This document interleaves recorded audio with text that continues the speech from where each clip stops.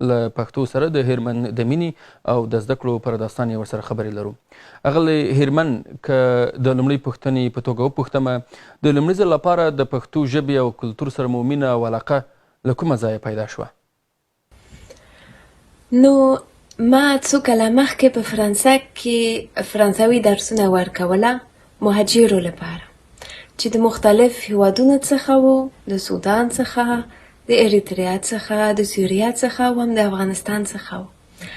او هغه شاګردان چې تر ټولو زیاتې ستونزې درلودلې چې زما مورنۍ ژبه زده کړي هغوی پښتانه وو. او ما ځان څخه پوښتنه وکړله چې دلیل څه شي دي، ځکه چې بعضې شاګردان ډېر تعلیم یافته وو. او زه ژر پوهه شومه چې دلیل دا دی چې هغوی غواړي چې دا درسونه دوه طرفه وي. نو یعنی چې نه یوازې زه د خپل کلتور او د خپل ژبې په اړه معلومات ورته ورکړم، خو چې دوی ماته هم د خپل هیواد، د خپل ژبې، د خپل فرهنګ په اړه راته معلومات راکړي. نو زه د هغوی پیشنهاد سره موافقه شوم او ما د پښتو ژبې زده کړه شروع کړې ده. او زه چې تاسو ته حقیقت وایم، هغه وخت کې ما د افغانستان په اړه، د پښتنو او د پښتو ژبې په اړه هیڅ معلومات نه درلود. نو کله چې درسونه مې شروع کړي دي، لکه څنګه چې یوه نوې دنیا خلاصېدله، هر څه راته په زړه پورې ښکارېدله. هره کیسه چې ما اورېدله، هر عکس چې ما لیده، ورسره ډېره علاقه مې درلودله. نو پښتو ژبه مې زده کړله او همداسې په پښتو ژبه اخته شوم. اغلې هیرمن، زما د معلوماتو له مخې اوس مهال په پښتو ژبه کې دکتورا کوئ. په یوه وینا کې مو ویلي ول چې د تیزیس موضوع مو دا ده چې پښتون لومړی پښتون افغان او که مسلمان ده. اندګرم چې ډیریو افغانانو ته دا موضوع ښایي سطحي وبرېښي، تاسو پکې څه جالب وموندل؟ دا خو ډېره ښه پوښتنه ده. اول زه باید تاسو ته وایم چې یوازې 2 کاله کېږي چې ما دکتورا شروع کړې ده. نو د کم وخت کېږي یو دکتورا لپاره. او بله خبره دا ده چې زما د پی ایچ ډي موضوع یو تاریخي موضوع نه ده. یعنی چې زما پوښتنه دا نه ده چې د تاریخ سره سم آیا پښتانه اول پښتون یا مسلمانان یا افغانان دي، ځکه چې په دې موضوع باندې هیڅ شک نشته او ټول پوهان د دې شي سره موافق دي، ځکه چې پښتنو د اسلام د رسېدنې نه شتون درلود او افغان دولت د احمدشاه بابا په وخت کې د اسلام د رسېدنې نه وروسته جوړ شوی دی. نو په دې باندې هیڅ شک نشته چې د تاریخ سره سم پښتون اول پښتون دي، بیا مسلمانان شو او بیا افغانان شول. زما پوښتنه دا ده چې په اوسني وخت کې نړیوال اشغالونه او د نوې ټکنالوژي رسېدنه په کومه طریقه د پښتنو د هویت پر اساس اغیزه لري. نو دا زما د ریسرچ موضوع ده. او د مثال په توګه که تاسو پښتونولي او اسلام ته وګورئ، په داسې حال کې اکثریت سره مطابقت لري، د دواړو ترمنځ توپیر شتون لري. زه په ځانګړي ډول د میراث ادارې کولو مقرراتو په اړه فکر کوم او پښتانو هم د خبرو او د عمل ترمنځ هم تضاد شته.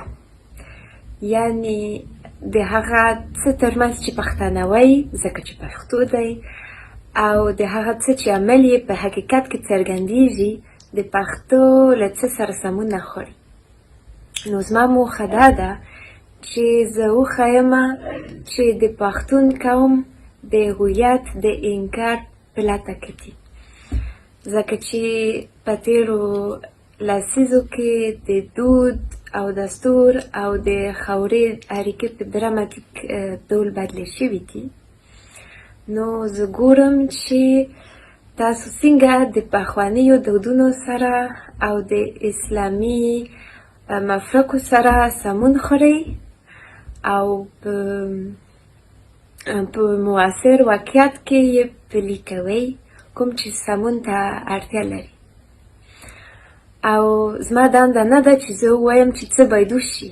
دا د افغانانو دنده ده چې دا تعریف کړي چې دوی څنګه غواړي ځان جوړ کړي. مګر زما دنده دا ده چې زه د نورو سره مرسته وکړم چې پوه شي چې افغانان څنګه فکر کوي، څنګه فعالیت کوي، تر څو چې یوه ورځ موږ وکولی شو له یو بل سره ښې اړیکې ونیسو. اغله هرمن، تاسو افغانستان ته هم راغلي. مخکې له دې چې پرې خبرې وکړو پر یوې بلې پوښتنې هم پاتې کېږم، هغه دا چې د پښتو ژبې د زده کړې په بهیر کې له کومو ننګونو سره مخ وئ؟ کوم حالت سره په زیاته مبارزه کې ښکېل وئ؟ که رښتیا ووایم نو کله چې ما د پښتو زده کړه شروع کړې ده نو زه د ډېرو ستونزو، د ډېرو ننګونو سره مخامخ شوم. اول مشکل دا و چې د کومو پښتنو سره چې ما خبرې کولې د ګرامر په اړه یې هیڅ معلومات نه درلود. نو زما لومړی فکر دا و چې زه باید یو مناسب کتاب، یو مناسب درسي میتود پیدا کړم تر څو چې دا ژبه زده کړم.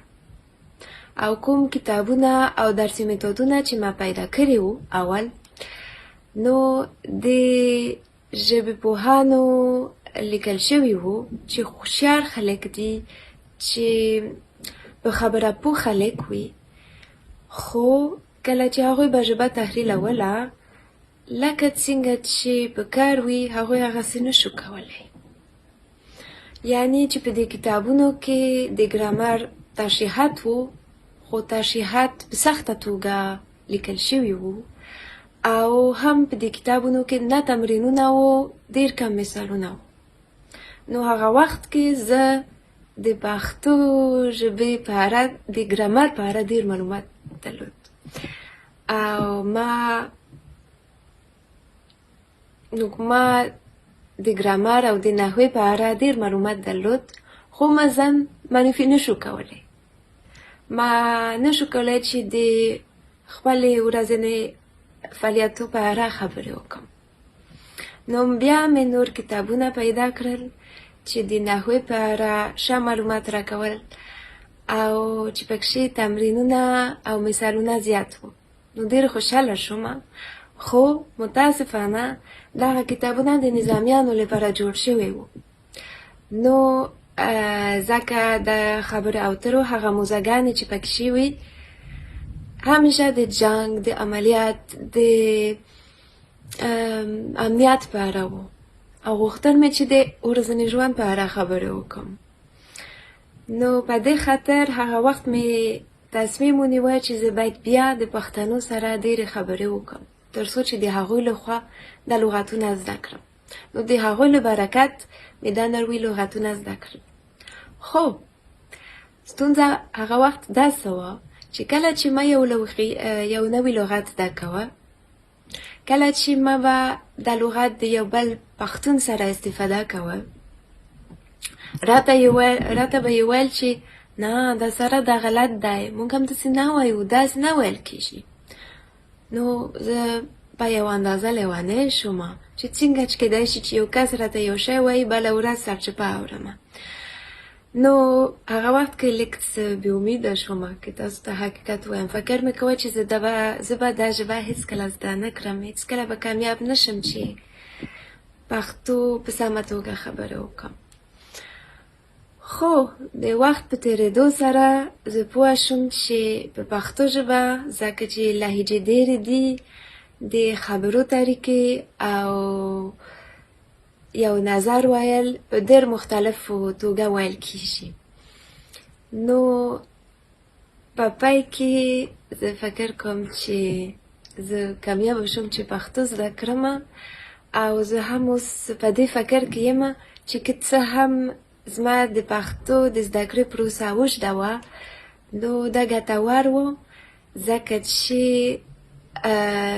د زده کړې په پروسه کې ما هم د فرهنګ او د کلتور په اړه ډېر معلومات راټول کړي دي، نو او ډېر شیان مې تجربه کړل. ښه اغلې هیرمن تاسو 3 کاله په افغانستان کې هم تیر کړي. کله کله انګیرل کېږي چې د نړۍ اوسیدونکي د افغانستان په تړاو یوازې د جګړو تصویرونه په ذهن کې لري. تاسو څه تجربه خپله کړه؟ نو تاسو پوهیږئ کله چې زه افغانستان ته د لومړي سفر په اړه خبرې کوم، زه همیشه دا کیسه کوم. لومړی ځل ده چې ما تصمیم ونیوه چې زه افغانستان ته ولاړه شم او چې په یو کورنۍ کې وخت تیر کړم. نو د تګ نه مخکې مې ځان سره تصمیم ونیوه چې کومې خبرې چې ما تر اوسه پورې د افغانستان په اړه اورېدله زه باید د خپل ذهن څخه راوباسم، او یعنی کوم شیان چې ما اورېدلي وو، کوم شیان چې ما لیدلي وو. او زما په لومړي سفر کې په دې خاطر زما ذهن ډېر ارام وو، او ما هم تصمیم نیولی وو چې زه باید د افغانستان او د یورپ ژوند پرتله ونه کړم. نو زه چې کله د الوتکې څخه راووتم او چې کابل ته ورسېدم لومړي ځل لپاره، نو زما لومړی احساس دا و چې دلته ژوند شته دی او چې فعالیتونه هم زیات دي، بازارونه ډک وو، د خلکو څخه ډک وو او بیروبار زیات وو، خلک ګرځېدل راګرځېدل. او هغه وخت زه پوه شوم چې کوم تصمیم چې ما نیولی وو دا سم تصمیم وو چې زه باید د هر څه د خپلو سترګو ووینم مخکې تر دې چې خپل نظر او خپل فکر ووایم او جوړ کړم. او زما دوهم تجربه دا وه کله چې زه افغانستان ته ورسېدم ومې لیده چې افغانان د اوسني وخت څخه خوند اخلي. نو یعنی چې تاسو پوهیږئ یورپ او افغانستان کې د ژوند طریقې ډېر فرق لري. او کله چې مې افغانان ولیده ومې لیده چې هغوی د کوچني لاسو روانرونو ته ډېر خوشحالیږي او خوند پرې اخلي. او دا هم یوه ښه تجربه وه چې ما د افغانانو لخوا زده کړل. ښه اغل هیرمن څه فکر کوي چې د پښتو ژبې زده کړه د خلکو او ټولنې لپاره په کومو برخو کې ډېر په درد خوړونکې ده؟ زما په نظر د پښتو زده کړې لپاره اوس ډېرې پروژې روانې دي او دا ډېره ښه خبره ده، خو په دې برخه کې نور کار ته هم ضرورت شته. زه اول فکر کوم چې پښتانه باید د خپل ژبې لپاره د خپل وطندارو لپاره د ماشومتوب څخه د ادبیات درسونه جوړ کړي. ښه به ده وي چې شاګردان په مکتبو کې نه یوازې د لیکوالانو نوم او د لیکوالانو ژوند او د هغوی د کتابونو نوم زده کړي. ښه به ده وي چې هغوی هم کتابونه ولولي او تحلیل وکړي تر څو چې د خپلو ادبیاتو په اړه معلومات په تفصیلاتو سره ولري. او زما په نظر همداسې به د پښتنو کلتوري او فرهنګي شتمني ځلیږي، ځکه چې دا نورمال نه دی چې یو پښتون که تعلیم هفته وي که تعلیم هفته نه وي، کله چې موږ ورڅخه پوښتنه کوو چې دا لیکوال څوک دی، څه شي یې لیکلی دي، دا کتاب د څه شي په اړه دی، بیا ځواب نشي ورکولی. د لیکوال ژوند ورته معلوم دی خو نه پوهېږي چې په کتاب کې څه شي دي. او دا تر ټولو مهم دا دی چې څه شي لیکلی دي په کتاب کې.